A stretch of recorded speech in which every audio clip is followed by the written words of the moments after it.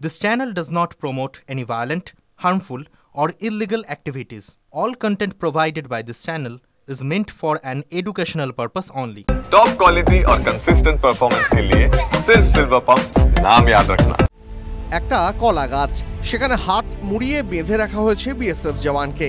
শুধু তাই নয়, তাকে মারধর করা হচ্ছে। বাংলাদেশিরা ঠিক কতটা নির্লজ্জ, ভিডিওতে ধরা পড়ল সেই ছবি। तो डॉन बना से রেখেছিস ডন ডন কাম বানায়া তো ডন তালে বানা से রেখেছিস তো ডন তালে বানা से রেখেছিস আজ ব্যাক করা অবস্থা কি করছে আইলো ডল বাটি কোন বানারে আগে ডল বাটি আলো তিহিরো বড়ারে মারবি না কোনো কথা বলবি না। জানা যাচ্ছে মুর্শিদাবাদের সুতি থানার অন্তর্গত বিএসএফ এর ৭১ নম্বর ব্যাটালিয়নের নূরপুর এলাকা। সেখানে বিএসএফ জওয়ানকে সীমান্ত থেকে নিয়ে গিয়ে মারধর করে বাংলাদেশিরা।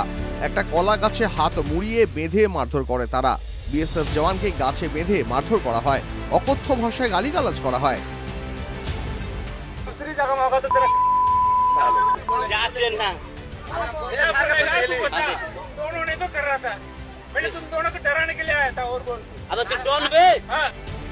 উল্লেখ্য, এর আগে পহেলগাঁওতে জঙ্গি হামলার প্রতিশোধ নেয় ভারত।